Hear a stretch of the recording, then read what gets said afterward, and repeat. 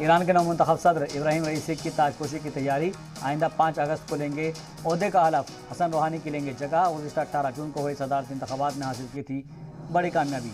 सदारती इंतखाब में अहम लीडरान की उम्मीदवारों को खारिज करने के सबब नताइज को लेकर मुखालिफ ग्रुप्स और मगरबी ममालिक ने उठाया था सवाल। ईरानी वजारत खारजा के तर्जुमान सईद खतीबजाद ने कहा कि माल बरदार जहाज़ पर हुए हमले से ईरान को नहीं कोई लेना देना। गुज़िश्ता हफ्ते ओमान के साहिल पर इजरायली ज़ेर इंतज़ाम माल बरदार जहाज़ पर हुआ था ड्रोन से हमला।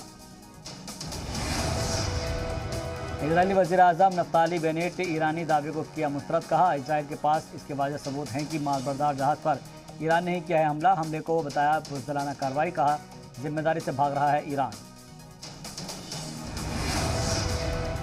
तुर्की के जंगलात में लगी आग पर मुसलसल छठे दिन भी नहीं पाया जा सका काबू। बेकाबू आग की जद में आने से अब तक 8 अफराद की हो चुकी है मौत। फौजी हेलीकॉप्टर के जरिए आग बुझाने की कोशिश जारी।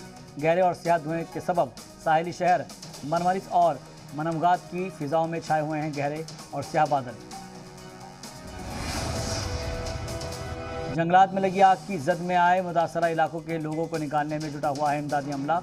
मशहूर सयाहती रिजॉर्ट बोडरम्बा के होटल में सयाहों, होटल स्टाफ और मकामी लोगों को महफूज मकामात पर किया गया मुंतकिल।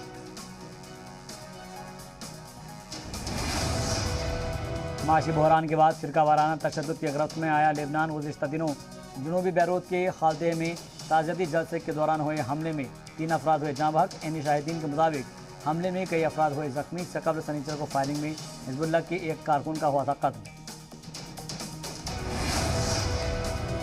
इजराइल में कोविड मुखालिफ टीके की तीसरी मुहिम का आगाज़। तेल अवीव और यरूशलेम में मेडिकल सेंटर पर लोगों को लगाया गया फाइजर बायोएनटेक का टीका। 60 साल से ज़्यादा उम्र के लोगों को दी जा रही है कोरोना वैक्सीन की तीसरी खुराक। डेल्टा वेरिएंट के फैलाव को रोकने के लिए बुजुर्गों को दी जा रही है वैक्सीन।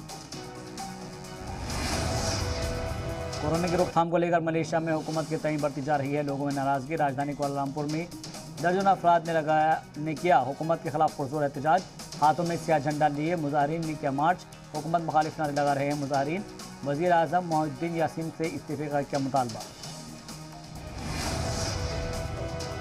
आलमी दर्जाबंदी में 5वें नंबर के अलेक्जेंडर ज़्वेरेव ने 32 सालों बाद जर्मनी को दिलाया टेनिस सिंगल मुकाबलों में गोल्ड मेडल।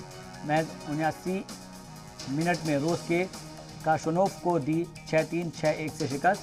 1988 में सियोल ओलंपिक में स्टेफी ग्राफ ने जीता था ख्वातीन जुमले में सिंगल मुकाबले में तालाए तमगा। और कौमी फुटबॉल टीम के साबिक कोच डिक एडवोकाट होंगे इराक के नए कोच। इराक फुटबॉल फेडरेशन ने सोशल मीडिया पर किया एडवोकाट की तकर्री का ऐलान। 73 साला एडवोकाट इससे कबल UAE, जनूबी कोरिया, बेल्जियम, रूस और सर्बिया की कौमी फुटबॉल टीम के रह चुके हैं कोच।